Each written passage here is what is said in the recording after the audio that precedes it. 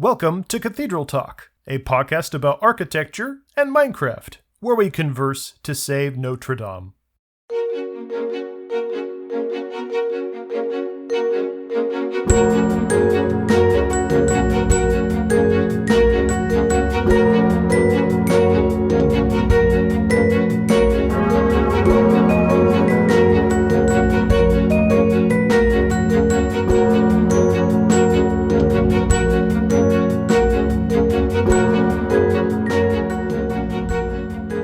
What does campanological mean? Campanological is the study of bells. Sequitur. So it's down to business, everyone. We have a big agenda to get through, so we can't deal with any faffing around. Zach and David have a large PowerPoint that I've assembled for them today because in honor of our 10th episode, we are going to be talking about bells. Are we excited? I think I made a comment in one of the previous episodes that a bell and a xylophone were the same thing, so yes. There's certainly similarities, although I think what you actually mean is a bell and a glockenspiel are the same, not a bell and a xylophone, because a xylophone is made of wood, and a glockenspiel is made of metal. I was reacting to the noise that you edit over us when we swear.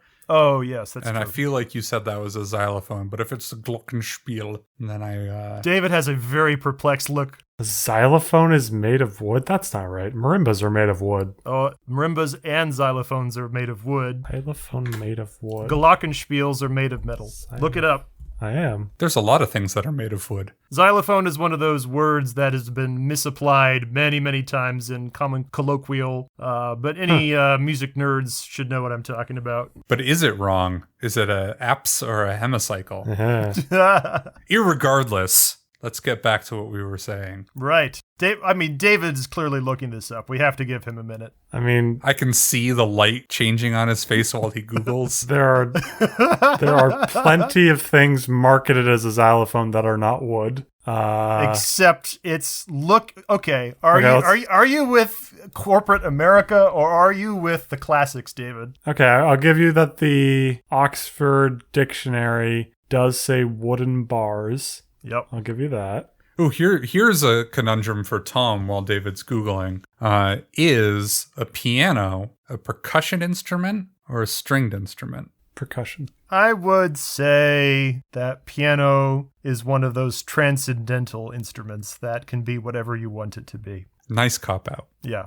Is a bell a percussive instrument? Or a string instrument. Or a string instrument? Bells have been around so long that they pre-existed before the concept of Venn diagrams. Yes, Venn diagrams were suddenly born into the world, and suddenly things could be categorized. You know, I very well may be correct. I actually kind of want to look this up. What are older, bells or Venn diagrams? Oh, you have to look up Euler diagrams. Euler diagrams are what you're thinking of. Euler diagrams? What's that? Euler diagrams. You're a mathematician. This is going to be really embarrassing if you leave it in the podcast and don't cut it if you don't know the difference between a Venn and an Euler diagram. Look, Euler did a lot of things. Yeah. I don't remember everything he did, and I think that's okay. That's okay. He doesn't remember everything he did either. Probably. He's dead. That's true. Mm-hmm. So Wikipedia says xylophones colloquially also refer to the metal type. Right. But if you were in an orchestra, you would be shamed to call a glockenspiel a xylophone. Are we in an orchestra? I guess it depends on what group you want to be with, David. Do you want to be with the common folk or do you want to be with the elitists? Common folk. 100% of the time. When you put it that way. Anyway, why don't we get to the topic for today? So I thought, I have never shared this on the podcast before, but I am, in fact, a bell ringer myself. I became a ringer at the Washington National Cathedral, I guess about 12 years ago. And in particular, what I'm talking about is something called English-style change ringing. Change ringing is a particular form of ringing bells that involves ropes and wheels, rather simple mechanics. These bells vary in size, with weights typically from a few hundred pounds to as heavy as a few tons. A set of chain ringing bells is usually tuned to a diatonic major scale, and a full complement of bells per tower is usually 6, 8, 10, or even 12 bells. In particular, while I love being a change ringer and while I love just listening to bells in general, I also have a sort of fascination with the really big ones. Big bells that are bigger than any change ringing bells, bigger than any standard bells you'd probably see in most towers. I'm talking about the massive ones, which are called Bourdon Bells. And what's a Bourdon? Is it like whiskey made from corn? Bourdon. It's called Bourdon Bells. Bourdon. Bourdon bells are usually the heaviest bells in a tower's collection of bells. Sometimes it's only referred to as the single heaviest bell in a tower, and sometimes it refers to maybe the couple heaviest in a tower, just kind of depending on what the setup is from one tower to the next. And I thought before we began our little tour today of some famous bells around the world that I would kind of go over the distinctions between some vocabulary with a few different kinds of bells as well as ringing. As with all things, it really depends where you're from and who you're talking to when it comes to using proper terminology. You might use one word and somebody says, yeah, that makes sense. And somebody else might say, that's incorrect. You shouldn't use that word. Like xylophone. Right. But I wanted to make a distinction about a couple terms that apply to bells. In particular, I wanted to make a distinction between ringing bells, chiming bells, tolling bells, and pealing bells. And again, it depends very much on who you're talking to. Ringing bells, probably to most people, is the most sort of general word. What do you do to a bell? You ring it.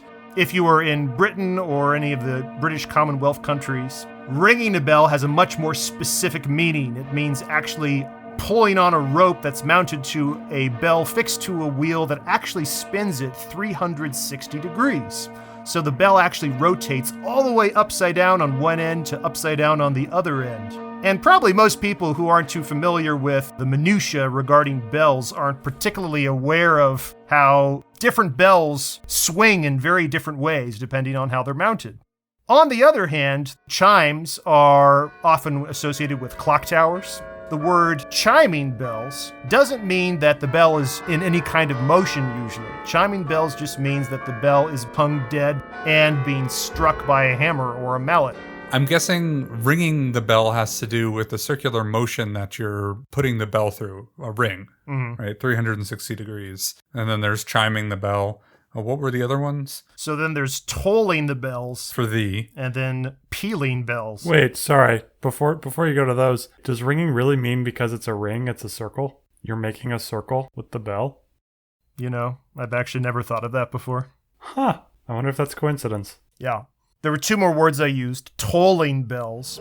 And tolling is the word I think we'll use the most often today because we're going to be focusing on my favorite kind of bells, Bourdon bells.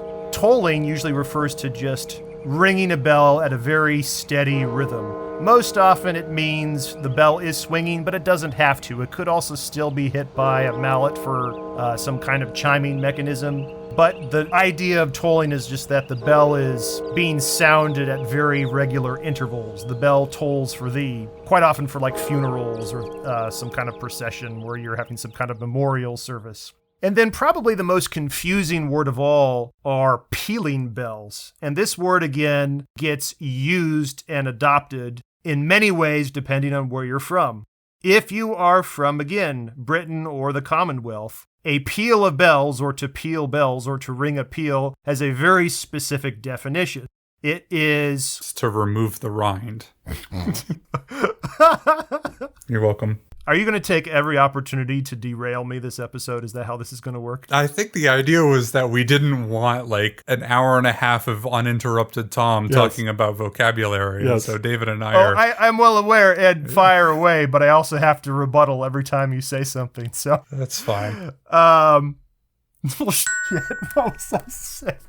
You were saying that when you get a whole bunch of cars like out on the strip, and they accelerate really quickly, their engines make a specific frequency that's mathematically attuned to one another, and that's what's called peeling out.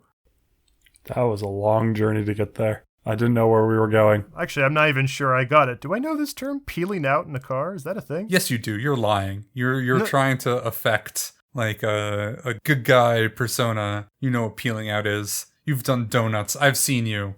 Wait, that's what that is? Doing a donut in a car, that's peeling out? No. No. What is it then? I don't know. I swear. Well, I don't want to anger the racing community that listens to our podcast, so I would get the definition wrong because I'm not a member of that community. But in my head, I conceive of it as accelerating in the car fast enough that your tires slip. Purposefully, and then the traction grabs, and then you're able to actually accelerate out. I didn't know that. I heard the term. I didn't know that. I mean, I've definitely heard, many bros in high school go, "Hey man, I'm going to do some donuts this weekend," but I never actually heard the term peeling out before. That's going to Krispy Kreme, though. Did you have Krispy Kreme up in upstate New York? Oh, yeah. Yeah. There's always at the gas stations. I mean, begrudgingly, I'm not a fan of Krispy Kreme, but yes, we do have them. What's your favorite donut? Dunkin' Donuts? I like old-fashioned caked donuts. Oh. And that's like the antithesis of Krispy Kreme, which are just puffs of air. I eat a donut, and it takes more energy for me to consume the donut than energy I gain from it. It's because he has an extremely odd metabolism. I do. And so I eat a donut, and I'm emptier by the end than I was when I began. Well, those lacrosse players were saying that they were going to do donuts so they could replenish the calories from a hard day of godly exercise out on the field. I don't know how lacrosse got into this. Are you making another connection that I'm unaware of? No, Tom was saying that those bros in high school were talking about doing donuts, and I was saying that they were regulating their calorie intake based off of their exercise regimen. I think it says something about you that you hear the word bro and the first thing you come up with is lacrosse. I don't know what it says about you, but I think it says something. Yeah, I that's definitely not the first sport I go to for bros. I have to pick one. It's very New England elitist sport. No, it isn't. It's a like ancient okay. indigenous Historically. Canadian sport. Not what it is in America today. Well, maybe your upstate New York educations weren't elitist enough to tell you where lacrosse actually came from. I mean, we had lacrosse at our school. Anyway, peeling bells. Peeling. The word peel is defined as a few different verbs and nouns. Most generally, for bells to peal can mean for bells to simply ring loudly, usually by swinging in motion. For change ringers, however, to ring a peal means to ring bells in ever-changing sequences so that the orders or permutations of the bells never repeat. We'll talk about that in greater detail some other time ad nauseum. But the physical tower is often said to contain a peal of bells, or even more confusingly, a ring of bells. And even outside the Commonwealth, it's customary to refer to many great towers of bells as having a peal of bells, even if they're not hung like change-ringing bells. The British haven't yet quite managed to monopolize the word yet, much to their chagrin. It is confusing how we use the word peel both as a noun and as a verb. It is quite confusing. And so, in honor of our 10th episode for Cathedral Talk today, I thought we'd have a good old-fashioned top 10 list. This is Tom's top 10 list of the world's best Bourdon Bells. And before we get to this, you keep not leaving room for me to be insulted by your continual use of the first person singular. Sorry, do you want to chime in and tell them that you're a ringer too? Ha, chime. Yes. Tom dragooned me just like he dragooned me into doing this podcast with him. I don't think that's quite how that worked. You said I was interested in coming one time. He also dragooned me into being a bell ringer with him. Mm-hmm. I am significantly younger than him, so I will always have fewer years of experience than he does. It's just how it works. I may not have been as regular during the pandemic as you have been, but I feel like you have examples of dragooning which you've actually appreciated. What? What?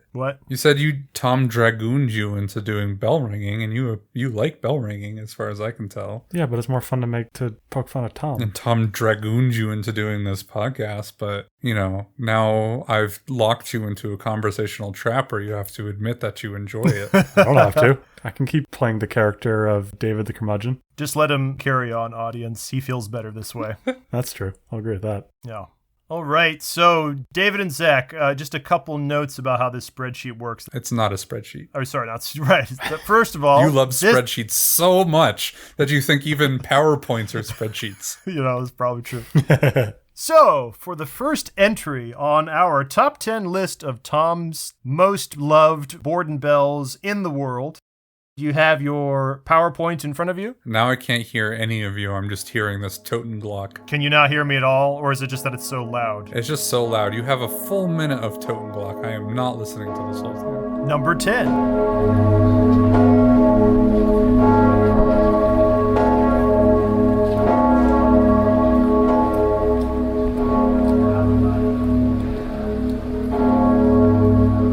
Totenglock at Strasbourg Cathedral, France, cast in 1427 at the Hans Gremp Foundry, with a pitch of G sharp for its striking tone, and a mass of 8,900 kilograms, and a diameter of 2.22 meters. Totenglock translates as the death bell, as this bell was originally used for mourning functions. But in 1519, when a new larger bell was cast with a diameter of 2.74 meters, it cracked shortly after installation, and with few options left, the Totenglock was then reassigned as the principal Bourdon of Strasbourg Cathedral.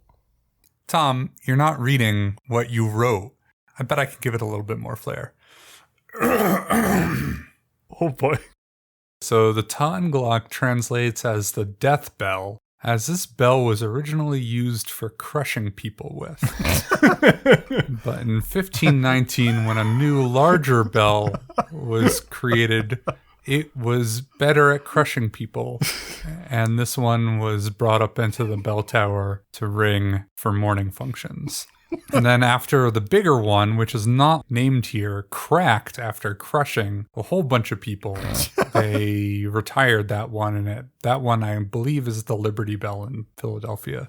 And the Totenglock is now the principal bourbon of Strasbourg's cathedral. You really want to say bourbon, don't you? That was really confusing to listen to, since like 85% of that was right. That's really generous. 85%? I mean, it started as 85. It became 60% by the end. All right. This is going to take some finagling on my end, but the way I'm going to do this for the audience is I'm going to play the sound of the bell first, and then we'll say what the bell is.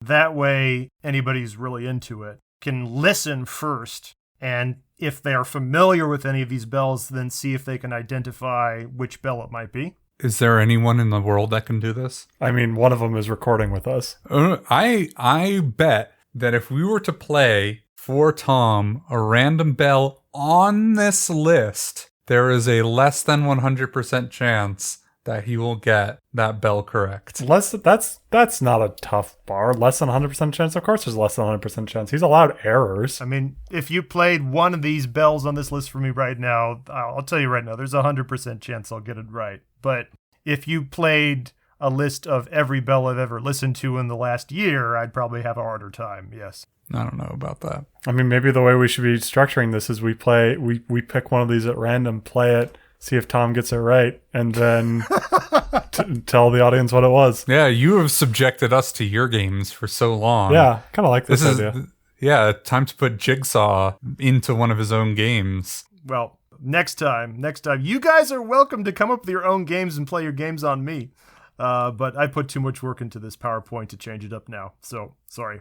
So Totenglock is a relatively small Bourdon as far as this list is concerned. Don't get me wrong, it's 8.7 imperial tons, which is plenty large. But this bell is not as big as what was intended for Strasbourg Cathedral. I think you're going to find, as you go down this list, there are many, many anecdotes of these bells being the sort of replacement of something that was destroyed as their predecessor. In this case, though, it sounds like that Strasbourg Cathedral just didn't have the money to try to recreate their original large Bourdon bell after it cracked. So instead, they had to just resort to using this older bell that had been cast a while back that was originally intended for that funerary function. Are bells, if kept right and natural disasters are averted, are they forever? Or do they wear and tear through use? I was actually thinking of this earlier today, and I'm of course no bell manufacturing expert, but from all the reading I've done, I think that you can basically say a good bell lasts forever, and a bad bell lasts about 36 hours. No. Yeah. So you have strong opinions about the Liberty Bell. Yeah. I don't know what the oldest bell on this list is, but it's only a couple hundred years. I can't imagine there's a bell on this list that's more than 1,000 years old. No, what you're looking at right now on this list is actually, this is the oldest bell on this list too, 1427. And that's pretty old, that's just at the, transition of the Middle Ages to the Renaissance. This is an old bell, and it still sounds pretty good. I think in particular, what's just impressive about Strasbourg Cathedral in general is just the exceptionally large and quite elegant sounding collection of bells it has. And this is the lowest one of that cathedral. This is one of the bells that I have not listened to in person. David, I don't know. Did you hear any of the bells in person when you were there? Yeah, I did hear Strasbourg's. I think I took a recording and sent it to you. I remember that, and you got very excited. Yeah, I have to look that up again. I forget precisely what you would have listened to. You may have heard this one. I don't know. I did a walk around the cathedral from all angles as it was going for 15 minutes or so. All right, and here comes bell number 9.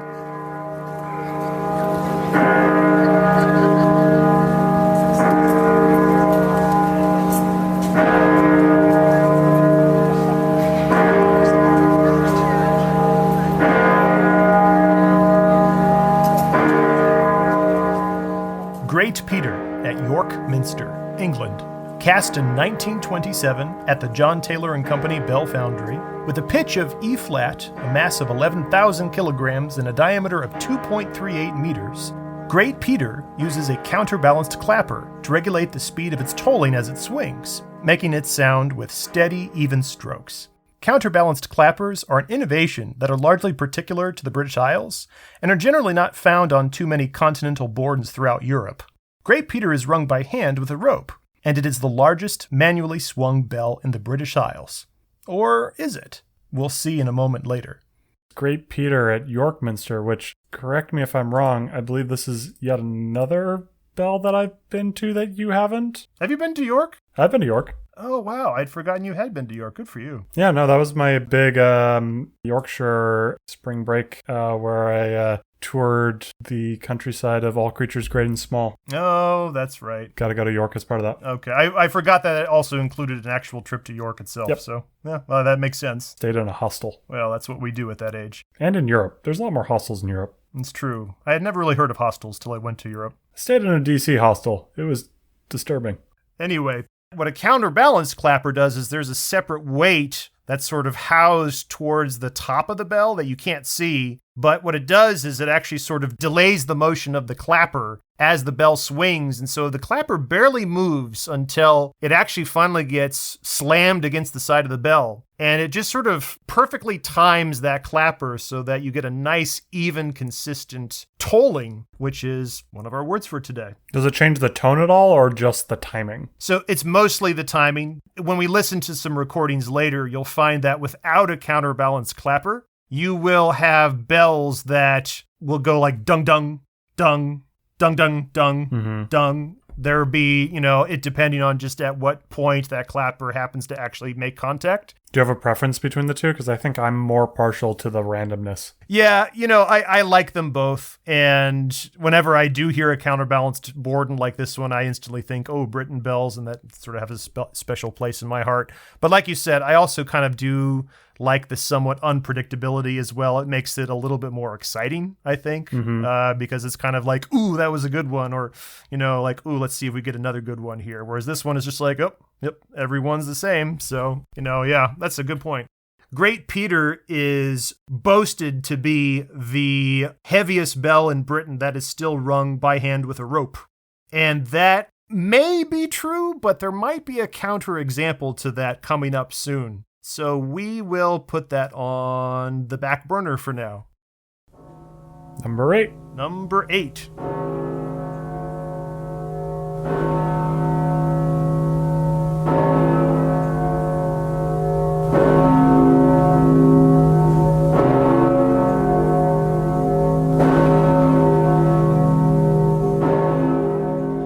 The Riverside Bourdon at the Riverside Church in New York City. Cast in 1928 by the Gillett & Johnson Bell Foundry, with a pitch of C, a mass of 18,600 kilograms, and a diameter of 3.1 meters, this is the Bourdon of the Laura Spelman Rockefeller Memorial Carillon in the Riverside Church, which should not be confused with the Laura Spelman Rockefeller Memorial Carillon in the Rockefeller Chapel of the University of Chicago. Rockefeller really liked dedicating carillons to his mom. This New York carillon has the largest collection of bells in the world until 1960. The carillon is still the heaviest in the world, with a net weight of 230,000 kilograms. This Bourdon both swings and chimes, which is rare for carillons. The Bourdon is said to be the largest harmonically tuned bell in the world. However, this prize may likely be out of date, as larger bells like the Olympic bell also now claim this. Well, I don't mean to trash my own country, but I don't like that as much. Yeah. I like that half of your footnote for this bell is talking about how awesome the Notre Dame bell is. Like, Yeah. I would say maybe a third of the footnote actually has anything to do with this bell. Sorry, Mom, that I haven't been naming Carolines after you. Maybe I can find a Wikipedia page that I can name after you. I think this is the first instance of Carolyn popping up in any of our episodes, let alone this one. That's true. We didn't really talk about what a carillon is versus the other things yet. More terms. We talked about what chimes were already, where again, if you have like a clock tower and you have a small collection of bells, I forget the exact number, that can be considered a chime. But if you have up to, I'm just pulling this number out of nowhere, but I want to say something on the order of maybe like 23 bells, that at a certain threshold you are considered a carillon. Much like a chime, all the bells in a carillon are almost always hung dead. They don't move. They're hung fixed and they are struck with mallets, which are then mechanically connected to a keyboard for the carillioner to then play tunes on. Since the bells aren't, oscillating to some sort of gravitational frequency, that means that you can play tunes. But at the same time, arguably, the sound you get from bells that are hung dead isn't quite as grand as when bells truly swing. Trade the melody for the grandness. Yes. To expound further on my initial reaction of not liking it as much, I found you were speaking about how all the harmonics stack up and there's different ways to do it. I found in this one the harmonics kind of clashed. It didn't feel like they were all working together. It felt like there was some dissonance there. I would say that I definitely agree. There's a reason that this one is not higher up my list. It's definitely not in my top 5. I included it in my top 10 because, again, this is a subjective list and I pick things that I feel some emotional attachment to in addition to thinking that they have aesthetic qualities. I have heard recordings of this one for various things, recordings of bells that I do particularly like. But also, one of the things which I haven't mentioned about our recordings yet that we're playing for our audience is that our recordings are not a single recording of the bell. I spent a good bit of time before we started recording our podcast today of collecting different samples of sounds of these bells, both when you're very close to them in the tower, as well as when you're on the ground or listening to them from the distance. And I tried to blend them together as much as possible because bells are a very unique experience that are very difficult to capture just through microphones. And bells sound very different depending on where you are, whether you're up close or far away. And so my goal was to give you a nice breadth of what these things sound like. And I admit for this particular recording, I wasn't able to find as many good recordings of it from many different positions. So in that way, I don't think I've done quite justice to how good this thing sounds. You also wanted to show off. I also wanted to show off.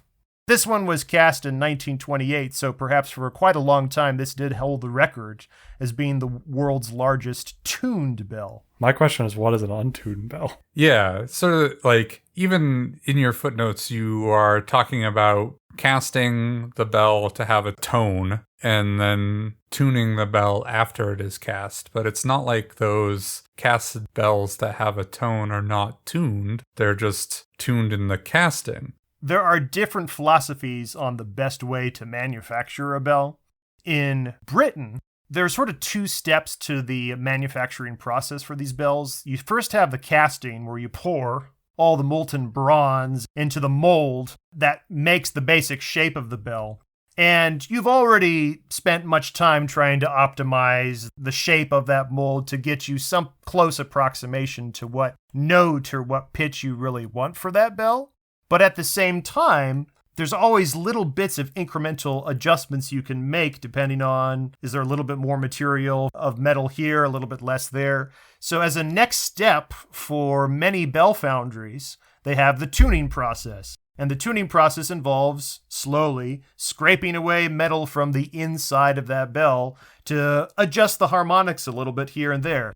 Now, I'm not a harmonicist, if that's the right word. I'm not somebody who knows all the mathematical intricacies of how that tuning works. But like I said, these bells have many overtones. And overtones are just, hearing many different notes at the same time whenever the instrument sounds. And it's not unique to bells. If you play a piano note very loudly If you listen very closely, you can actually hear more than one note from the different resonant frequencies come out of that piano note. And it's just bells amplify overtones drastically. But like you said, there are other bell foundries that maybe do this tuning process a little bit differently. For example, I mentioned here the Royal Ijsbouts Foundry, which is in the Netherlands. They recently cast a smaller Bourdon bell for Notre Dame. Its name is Marie. And they didn't go through the same tuning process that I talked about there that they use in Britain.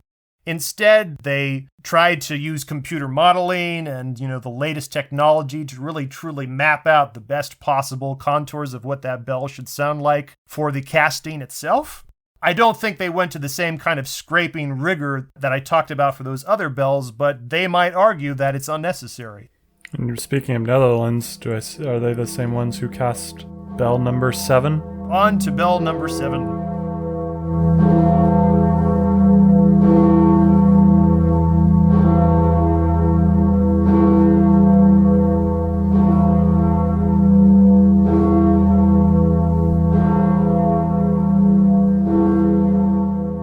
The Grote Kerk Bourdon at Dordrecht Minster in the Netherlands. Cast in 1999 by the Royal Ijsbouts Bell Foundry, with a pitch of E, a mass of 9,830 kilograms, and a diameter of 2.52 meters. This Bourdon is part of a carillon that was originally installed in 1966, and was subsequently augmented over time. This is the largest swinging bell in the Netherlands, and it can be rung by hand with ropes or with motors. The Grote Kerk, or the Church of Our Lady, rests adjacent to a large Oud Maas distributary where boating is common, and hence the acoustics of the carillon can be appreciated from upon the surface of the water.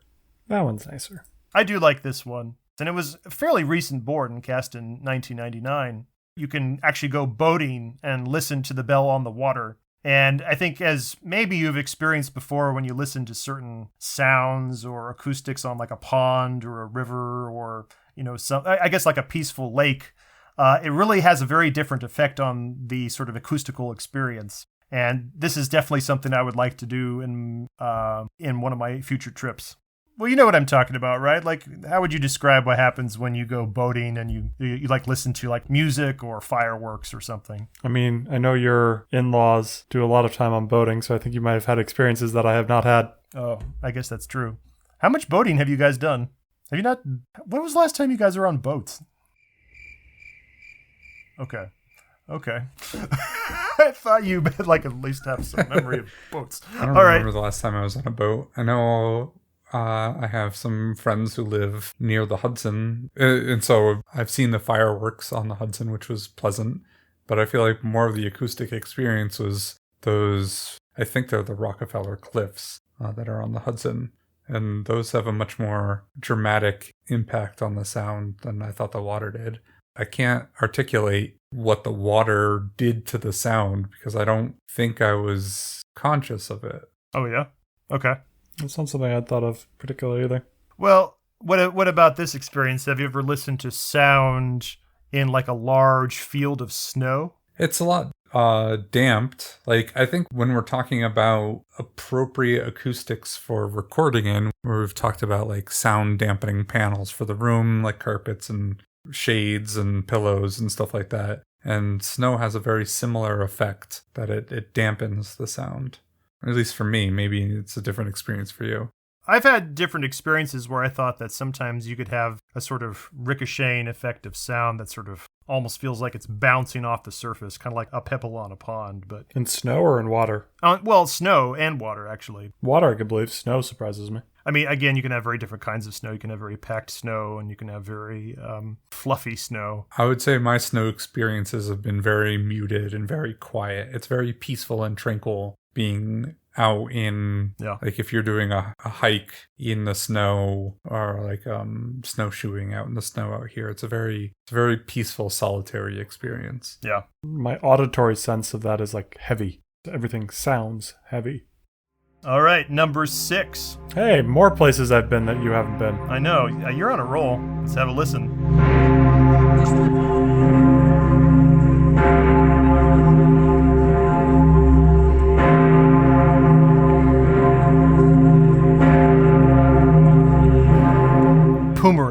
at St. Stephen's Cathedral in Vienna, cast in 1951 by the Carl Geitz Bell Foundry, with a pitch of C, a mass of 20,132 kilograms, and a diameter of 3.14 meters, the present-day Pumaren was cast from the metal of its predecessor, the original 1705 Pumaren Bourdon, that had a mass of 10,400 kilograms, which was destroyed in World War II. Fire caused by wartime looters of nearby shops destroyed the predecessor when its wooden cradle burned through, and the bell crashed onto the stone floor of the southwest tower on April 12, 1945.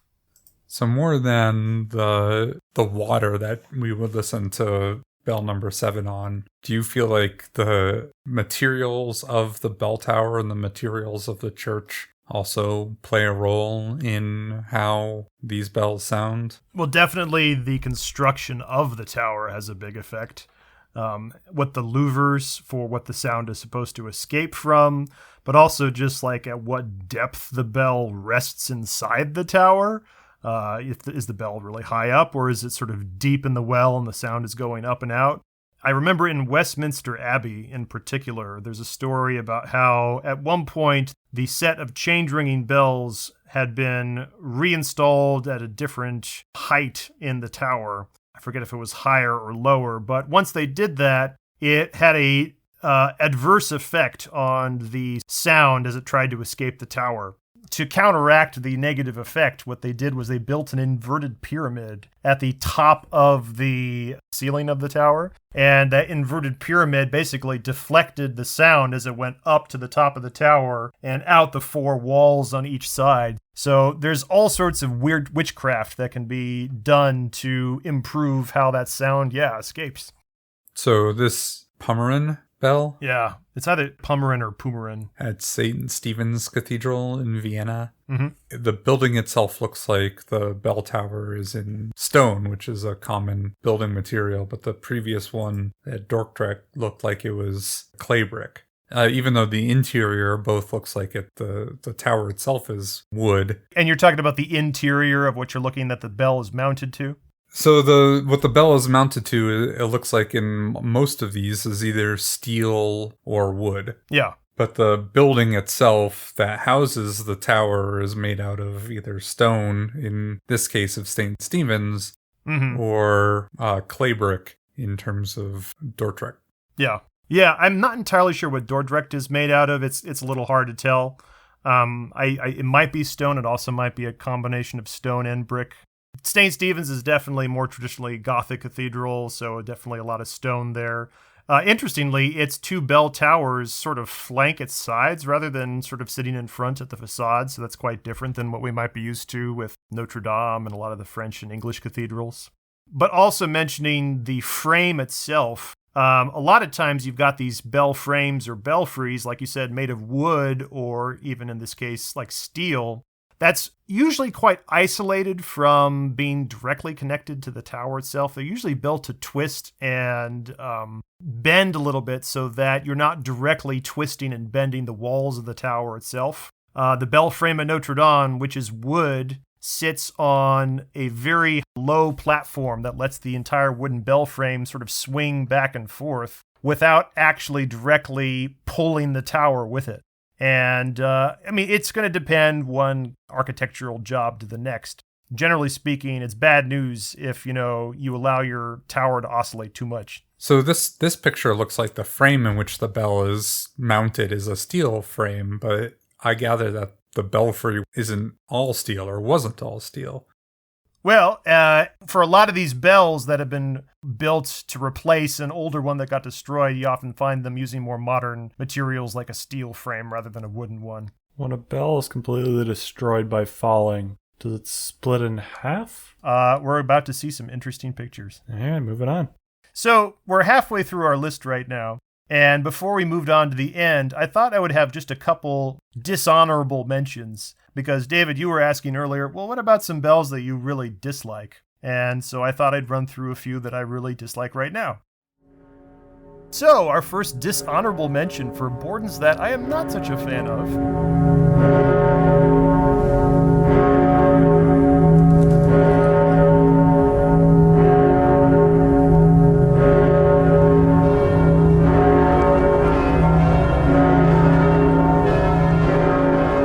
La Savoyarde at the Basilica Sacré-Cœur in Paris, France. With a pitch of C-sharp, a mass of 18,835 kilograms, a diameter of 3.03 meters, this is the largest bell in France, and in my opinion it sounds dreadful.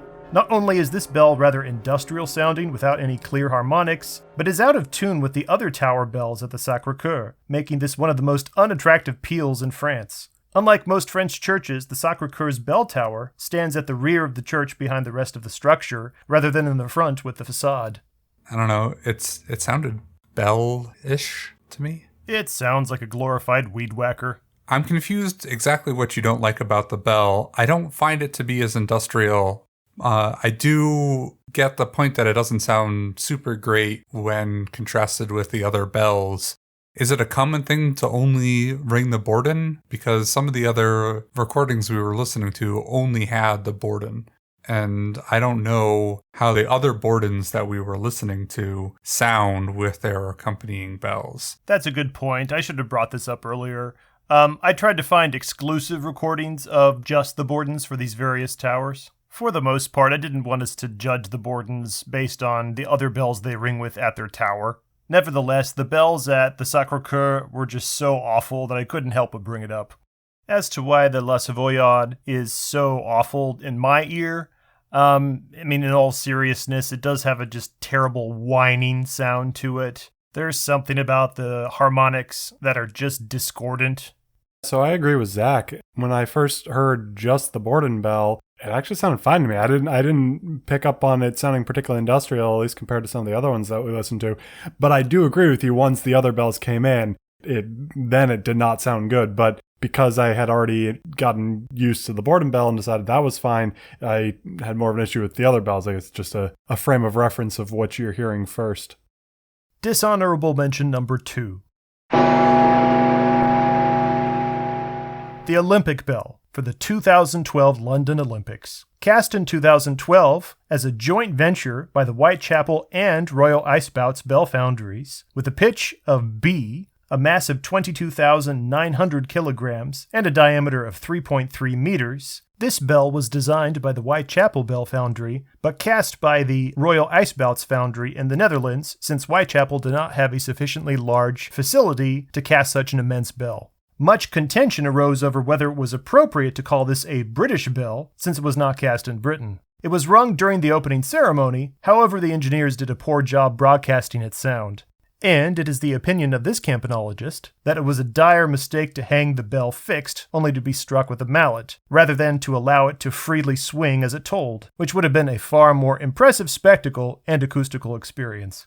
It's too bad that this is our first reference of Whitechapel Bell Foundry in this episode so far, which Tom and I were fortunate enough to visit shortly before it closed. Is that right? Yeah, we took the tour there, and it's a wonderful place to visit, or at least it was a wonderful place to visit, and I think there's still some ongoing disputes over to what the final outcome of that facility is going to be. And that's the foundry that forged our bells for the National Cathedral, right? That's true, yeah. For the bells at the Washington National Cathedral, we have Whitechapel bells. They're wonderful bells. Whitechapel is an excellent bell foundry. They just unfortunately didn't have a large enough facility to cast the Olympic bell.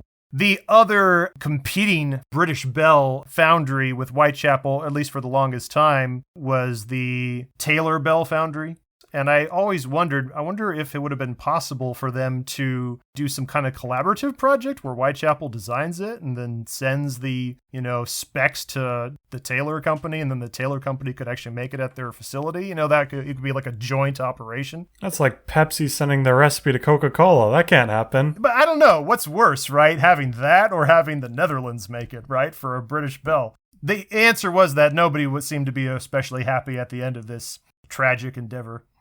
And then we have dishonorable mention number 3, the Tsar Kolokol, in the Kremlin at Moscow, Russia. Cast between 1733 and 1735 by the Mikhail Motorin Bell Foundry, the pitch is unknown, or really not existent. The mass is 198,000 kilograms, and the diameter is 6.82 meters. This behemoth is the Tsar Bell, which is not to be confused with the Tsar Bomba, the world's largest hydrogen bomb. The scale of this bell borders upon absurdity, with a mass that is 8 times larger than the heaviest bell on this top 10 list. The Tsar Kolokol has never been rung. It broke in a citywide fire before it was removed from its casting pit, with a substantial piece of the rim breaking off entirely. It rests there for a century before being hoisted out and placed on a pedestal in the Kremlin near the bell tower of Ivan the Great, where it still remains today. It had been cast to replace the bell of the same name, which was also destroyed by fire in 1704.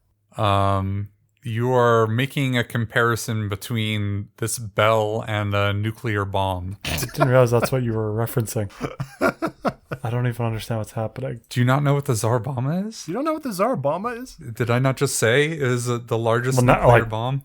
I figured it out, but I've never heard that term before. Really? It's the world's largest thermonuclear device. The Russians don't like to do anything small. That goes for both nuclear weapons as well as their Bourdon Bells. It is still on the ground in Kremlin Square today, so you can go see it. Whether it counts as a bell if it's never made sound before, I think that's up for debate. Is it? It seems like a bell to me. You know, if a tree falls in a forest but nobody hears it, does it make sound? I mean... Yes. It's still a tree. Yeah, it's also still a tree, to David's point. If a bell has never been rung, is it still a bell? Well, I mean... You just said it. It's a bell. That was the beginning. If a bell, then yes, it's a bell. It's very pretty, and I think it deserves to be shown off. And I think the fact that there is some wear on the piece, somewhere there's a whole side missing, but yes, it's got some wear. That piece that's missing has wear on it from people touching it. Oh, that's true. Yeah, I think it's nice that it's not interactive because the bell doesn't do anything back to you, but that you can still engage with the bell in some manner, even if it's not listening to it. So it looks very pretty. Back to the actual top 10 list, number 5. Have a listen.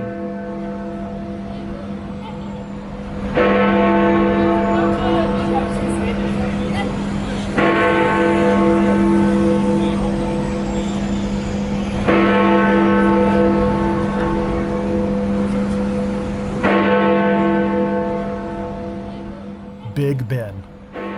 At the Elizabeth Clock Tower, at the Palace of Westminster, or the Houses of Parliament. Cast by the George Mears and Company, or Whitechapel Bell Foundry in 1858, with a pitch of F-ish. The mass is 13,800 kilograms, and the diameter is 2.74 meters. Big Ben is the only Bourdon to make it onto this list that is stationary or hung dead, for it chimes when it is struck with a hammer rather than tolling with a clapper via swinging.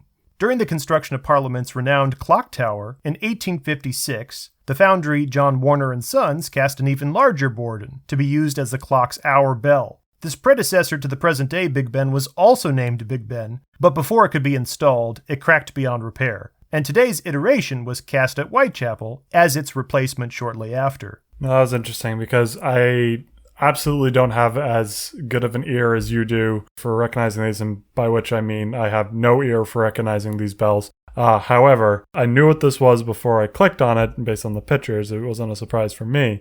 But in hearing it, I still think like, oh, that one I might have been able to actually pick out because I very much associate that sound with New Year's Eve. I hear that sound and then I see fireworks. Mm-hmm. Big Ben. It's... I think probably the most recognizable sound of bell in the world. I mean, BBC uses it, right, for I think a lot of their broadcasting. So, you know, it's a bell that is just probably the most famous of bells. This is a Whitechapel bell. Woo! Big Ben. With a success story. This is a success story, exactly. Well, almost. Whitechapel did everything right, but unfortunately when the...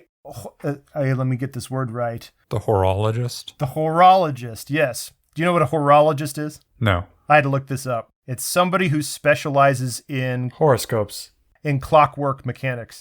Never would have guessed that, but it's somebody who specializes in clocks and keeping time. Anyway, when the horologist installed the bell, he ignored the specifications from Whitechapel, and he decided to use a hammer that was way bigger than it was supposed to use to strike it for the hour. He also ended up cracking this one, too, since they had already ruined the first one. But what they ended up doing with the current Big Ben here is rather than just, start over again, they actually cut the crack out of the bell entirely. If you look at the picture at the bottom here, do you see how there's actually a square cut into the side of the bell? Yeah. That's actually where the crack was when the oversized hammer cracked it early in its life. If they didn't just cut out the crack, then that crack could easily keep splitting up the side of the bell, and the bell would have been ruined very quickly. And then they, of course, rotated the bell a quarter turn so that the new hammer wouldn't strike it in the same spot. But as with all things here, since you've removed a part of your bell, the sound of the bell is not as optimal as it was intended. And so it's supposed to be, I think, an F, but it's sort of a... Actually, David, tell me this. Is there such thing as F flat? F flat is E. Right. So you would never say F flat? Nope. Right. So it's not F flat, but it's like slightly less than F. So you might notice here it says sort of F minus, which I think is indicating that it's not quite an F, but it's a little out of tune. Don't tune your piano to it. And yet it has produced one of the most iconic bell sounds that we all know. You can tune your fish to it. All right, bell number 4. Have a listen.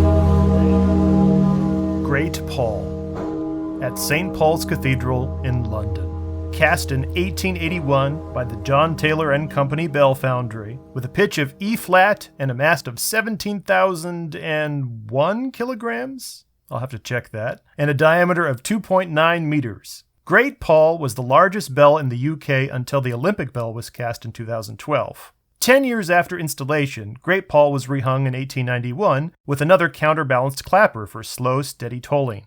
This Bourdon is notorious for having mechanical difficulties. In the 1970s, its 1-ton clapper fell out, crashing through the clock mechanism below, destroying 30,000 pounds of equipment. The clapper broke again 15 years later, causing less destruction thanks to a reinforced barrier to protect the clock, yet nerves were rattled once again.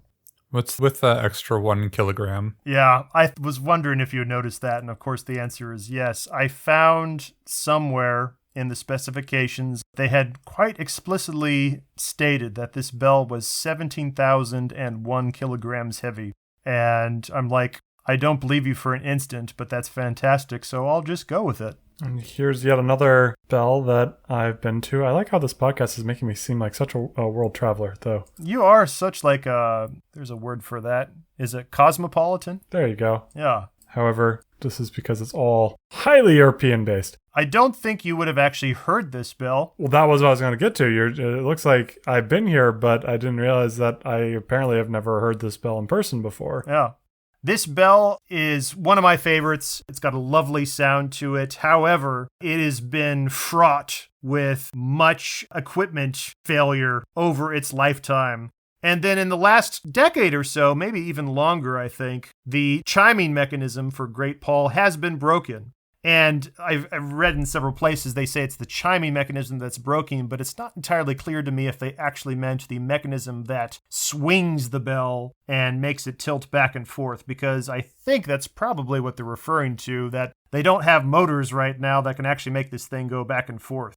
It may very well be mounted to a chiming mechanism that can just strike it on the side like Big Ben, but either way, it hasn't sounded for a very long time, until just a month ago, at the end of July 2021, to commemorate a turning point in the pandemic. They hosted the London Festival of Bells this year. And the mechanism is still broken for this bell. They couldn't have it repaired in time. But they did have it rigged so that several chaps could use ropes to pull this thing and actually make it sound manually.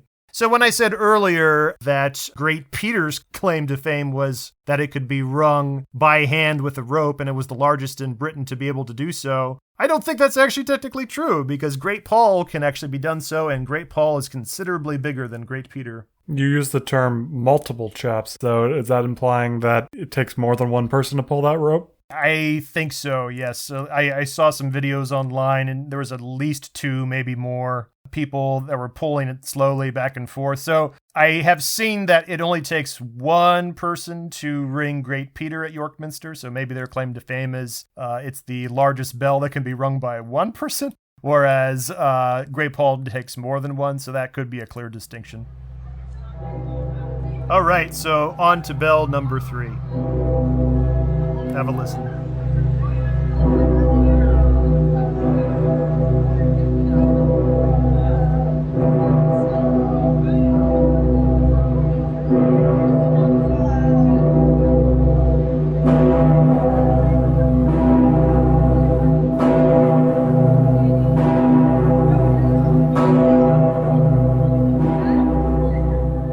St. Peter's Glock at Cologne Cathedral in Germany. Cast in 1923 by the Heinrich R.K. Ulrich Bell Foundry, with a pitch slightly under C and a mass of 24,200 kilograms and a diameter of 3.22 meters, St. Peter's Glock, or St. Peter's Bell, was the largest ringable, freely swinging bell in the world. That is, horizontally beam-mounted rather than nestled in some kind of curved headstock like Great Paul. It was only recently dethroned by the slightly larger Big Bell of the People's Salvation Cathedral in Bucharest, which was cast in 2016, at a mass that's slightly heavier at 25,000 kilograms. Peter's Glock has also suffered from cracks and broken clappers in its lifetime, but it has been repaired and it continues to thrive. The Bourdon has an exceptionally low strike tone, one that is even lower than its new rival in Bucharest. It's big. It's a big bell. It's a big bell. Yeah. It's the Big Bell of Cologne Cathedral, or in German also known as... Oh, Kern. Thought we were talking... I was looking... You guys are really paying attention to me tonight. Okay, yep. I was looking for other words. Thought we were talking about St. Peter's Glock, because it says in German. Isn't it... I think in German it's Körner Dom. I don't know that part. I just know Kern. Körner Dom. Why don't you go wake up your wife, David, and ask her what they call Cologne Cathedral in German? Yeah, we're recording this late. So this is the largest bell on this list, hands down. There is no bell on this list that's heavier than this one, other than the Tsar bell. It, in fact, did replace an even bigger bell that used to be in its place called the Kaiser Glock, but that one had such a poor sound quality that the Germans decided to melt it down in 1918 for war munitions. And then Peter's Glock, this one, was cast in 1923 to replace it with a far superior result. That is quite the choice. This bell is so ugly, we're going to make bullets out of it. Yeah. What does it mean for bells to be rivals? Well, I mean, I may have been the one person to actually put that little nugget in that footnote there. But Tom put them into a March Madness bracket, and they were paired opposite each other. We're going to have a bell off between them, and then we're going to see who wins. Well, speaking of rival bells, maybe we should rapidly move to the second one, because we're getting our first repeat cathedral in here, and that begs questions. Yes, that is true.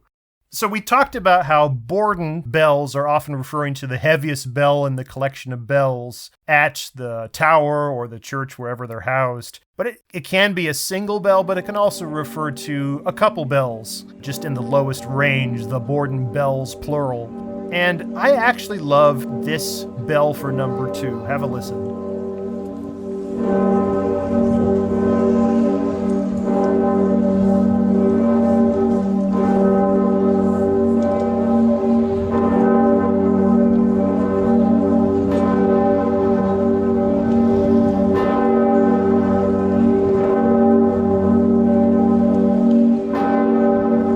Pretiosa, also at Cologne Cathedral in Germany, cast in 1448 by the Heinrich Brodermann and Christian Kloit Bell Foundry. With a pitch of G, a mass of 10,500 kilograms, and a diameter of 2.4 meters, Pretiosa was the largest bell in the Western world when cast, although it is small by more modern standards for Bourdons. Despite its age, it still retains one of the purest tones out of any Bourdon, and it continues to ring multiple times a year, without much incident.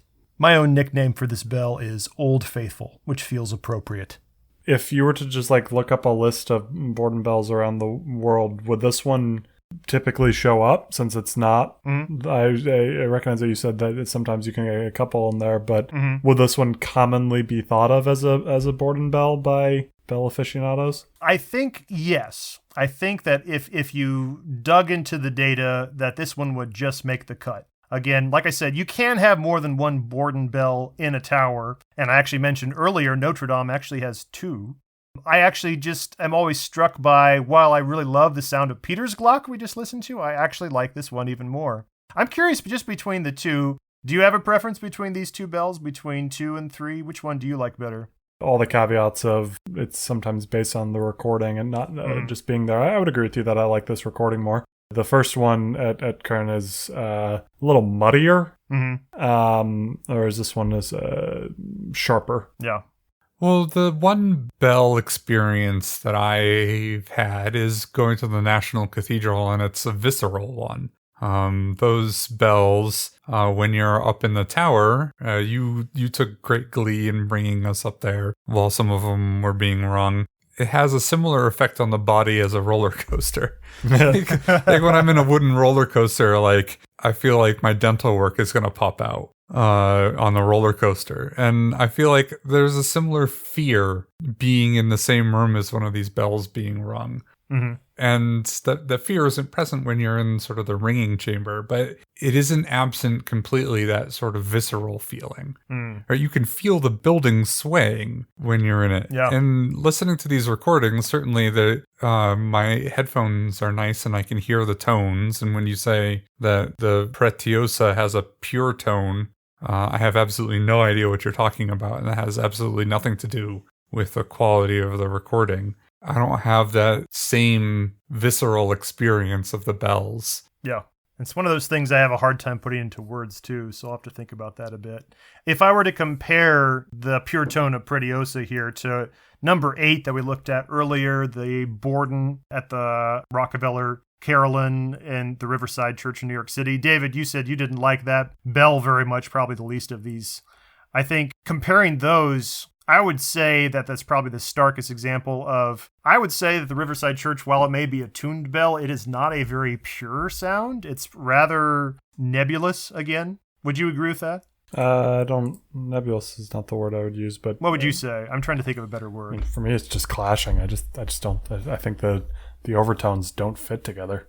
Yeah, I can believe that. There's people who like car engine noises will also talk about like a Ferrari and a Lamborghini and like a Mustang, and they all have different engine noises, and the sound of the motor is part of the experience of the car itself. And I listen to a lot of media, and I cannot appreciate the difference between car motors. And that, you know, we all live in a world dominated by cars. It's not the lack of exposure to car engines that's causing my ignorance. I do have a lack of exposure to bells, but I'm similarly unable to appreciate the distinction between these. The Pretiosa, I can certainly hear it's not just a G. There's other tones in there, and that's, I think, something that you admitted to at the top of the show, that, you know, you're going to hear a lot of stuff when these ring. Yeah. I think that is an example of innate or trained skills that we bring to this, because when you were commenting last week on some of those photographs and like pointing out the composition and all that, I certainly could tell that some look more vibrant, but to me, I didn't pick up that meant that post-processing had occurred. Good shot, good moment or something. And you looked at it like, you know, oh no, clearly they like did a lot of editing to that photo to make it look like that.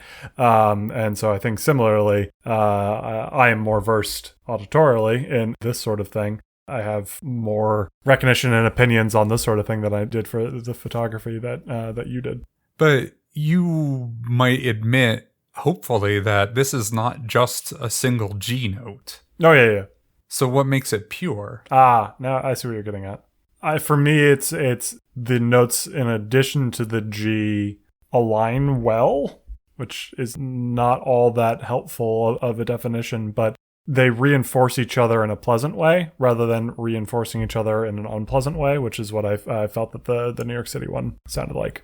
I was just going to say maybe a better word would have been to say this bell resonates well as opposed to it's got a pure tone. I don't know if that sounds a little better there. What does resonating well mean? Well, I never actually took John Howell's acoustical physics class. Yeah, I don't think you should spend a lot of time talking about it in terms of like the physics or necessarily even the acoustics. I think you wrote down it sounds pure out of like an aesthetic experience. Yeah. Sure. Yeah, that's more what I was going for anyway. Yeah, I think that's sort of what I was trying to get more understanding about. Like, what do you like about this sound more than you like about the Riverside bell sound? So another one was, it's not also just that I think that the overtones match or don't match. Another thing is how forward the sound is, where I think the best example I can think of there is if you're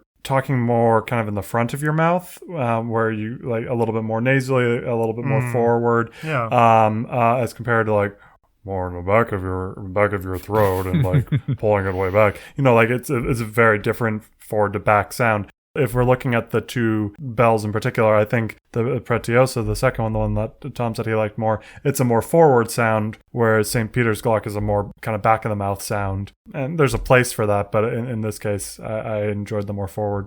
Well, and, you know, I think building on what Zach said about explaining like my sort of aesthetic reaction to the sound and why did I use pure to describe it, I would even say that these different bells evoke different emotions from me. Yeah. I would say that Pretiosa from me evokes the emotion sorrow.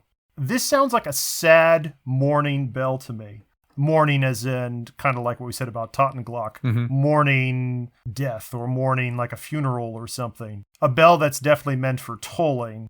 I have just different reactions, I think, to a lot of these bells, and I probably, to some extent, like certain bells more than others because I identify with those emotions more. Yeah, I think that's probably a better explanation for me than an attempt to talk about harmonics. Yeah. No, it's a good point. I'm glad we brought it up. Yeah. Especially because it's not a way that I think about it at all. Listening back, I see what you're getting at, but that's not how I hear it at all. When you listen to Pretiosa? I just don't have an emotional connection in the way that you do. Huh, interesting. Okay. I would say that for me, I mean, all of these have sounded brash, which is probably not the experience that is intended to be evoked. Well, again, it just depends on who you are. And again, I find that interesting that you find them all brash, because I certainly don't. But also remember that I think you're going to have a different experience for each individual bell, depending on if you're there in person, where you're experiencing that bell. Are you close to the bell? Are you far away? And when you're particularly at a far distance to bells, with the bells just sort of skipping over the cityscape or skipping over the hillsides, far away, it's definitely a much more peaceful sound that I almost could go to sleep to. You city boy. Yeah. So I think the brashness is arguable, but is not necessarily universal for any one of these bells. Certainly. I think that's one of the things that's difficult about discussing this sort of list, is because the conceit at the forefront was that it was your personal ranking of them. And It's really difficult in any circumstance for anyone to articulate why they like something or why they don't like something. Right. Well, we should get to the main attraction. No surprise to anyone at all. All right. Number 1, I swear, as we listen, that the reason I like this bell is not simply because of its location. So have a listen to number 1.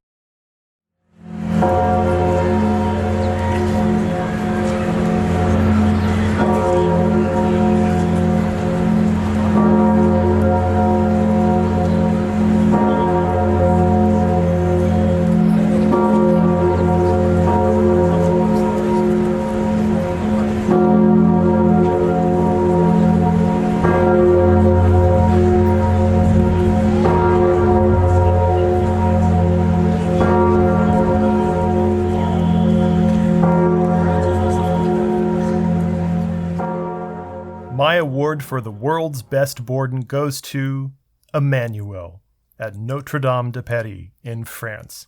cast in 1686 by Chapelle, Guillot, and Moreau, Emmanuel has a beautiful pitch of F sharp with a mass of 13,271 kilograms and a diameter of 2.62 meters. Notre Dame de Paris has had many Bourdon bells throughout its 850-year life. The first Bourdon was named Marie, cast in the 13th century. Around the year 1400, a second larger Bourdon named Jacqueline was added, and for the next century, these two Bourdons were recast again and again, as the foundry workers iterated upon their craft. By the year 1680, Jacqueline had broken, and the cathedral chapter decided to recast the Bourdon much larger than before, and to name it Emmanuel, who was actually the chaplain financing the new casting. However, the name quickly became associated with its more religious context. This iteration of Emmanuel was improperly tuned, and thus Notre Dame's largest Bourdon was once again recast for the last time in 1686, leaving us with the present-day bell we hear today. Emmanuel is my all-time favorite bell, for it rings a strikingly beautiful F-sharp. In fact, by acclamation, Emmanuel is considered by campanologists to be one of the finest bells in the world. When the French Revolution struck France in the late 18th century, the bells were captured and removed from the towers in 1791 and 1792 by the revolutionaries to be melted down into war materials, including coins and cannons. While all the bells were removed, Emmanuel was somehow spared from the destruction, and it was eventually rehung in the southwestern tower of Notre Dame in 1802 at Napoleon's bidding. And remind me, for a period of 100 years, Emmanuel shared the tower with bells that you really hated, right? Yeah, well, or at least since the mid-19th century up until just 2013, yeah, the only other bells in those bell towers at Notre Dame were very discordant, not at all well-cast bells that did not harmonize at all with Emmanuel. In 2013, they finally took initiative where they decided to remove the bells that were hung, which were actually in the North Tower, not the South Tower. But again, when they would ring all the bells at the same time, the two towers are side by side, they're twin towers. And they decided to remove those other bells, and then they installed fresh new bells that were all recently cast. And that also included the new Bourdon, the secondary Bourdon, that's not as big as Emmanuel, but still a large bell alongside Emmanuel in the South Tower. And I do in particular love the sound of Marie and Emmanuel, just the two Bourdons together, that when they ring side by side, it's a great sound.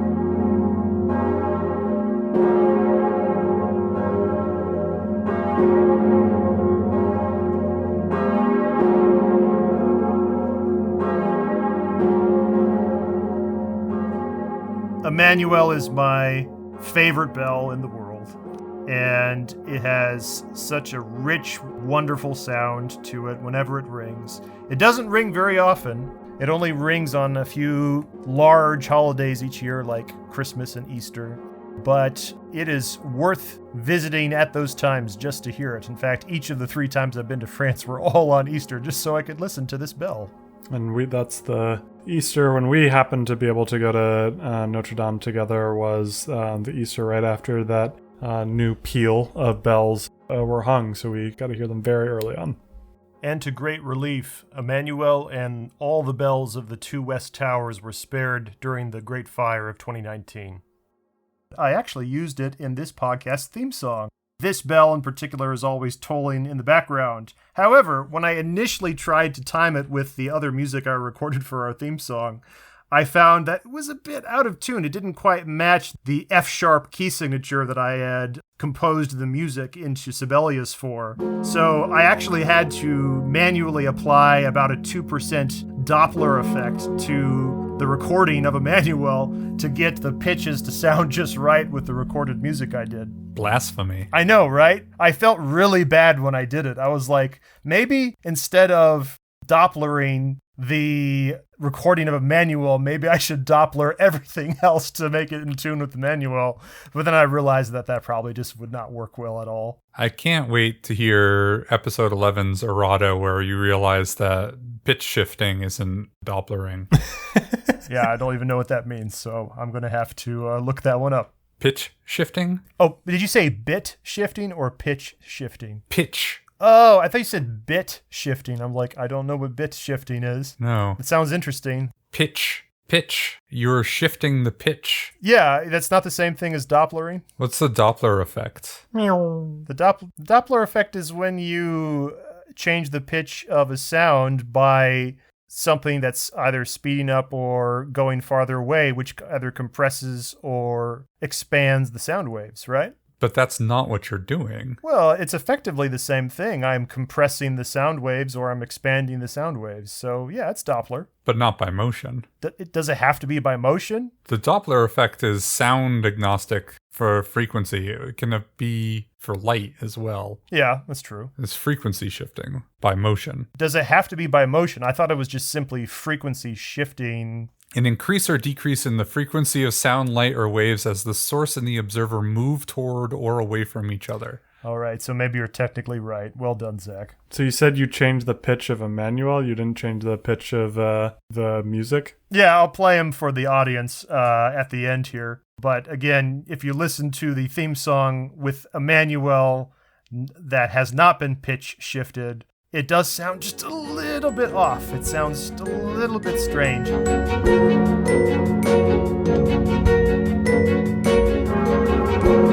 And I wasn't entirely certain if that was partially an issue involving equal temperament, but that's a whole bag of worms that we probably don't have time for today. Well, at least, therefore, our intro music is in keeping with the Treaty of Versailles. Which is? The Treaty of Versailles, one of the ones that ended one of those wars. I don't remember which one. It was also when we standardized frequencies, because up until then, everyone was making musical instruments that were slightly off of one another. Oh, yeah, I forgot about this. And it was actually in the Treaty of Versailles as a way to bring instrument manufacturing all onto one standard, so as to build Europe's common bonds of manufacturing. So, yeah, at least we're not breaking that treaty. I don't know if I would care about the application of the treaty in terms of these bells. I actually have zero emotional attachment to these bells being on pitch or not on pitch. So you have zero emotional attachment to breaking international law. No, that's not what I was getting at. That's what I heard. When was the Treaty of Versailles? There's about 5,000 of them. Pick one. Which one are you referring to then? I think this was World War I. So if a bell was cast before that agreement, then you're not breaking it if you're out of... Well, I'm just talking about Tom. If he's changing what F means in our F sharp means in our intro, he's using non-standard frequencies. True. Well, at least we can thank the Treaty of Versailles that we all now have perfectly balanced glockenspiel tuning. Yeah. Or Tottenglockspiel tuning. Whatever.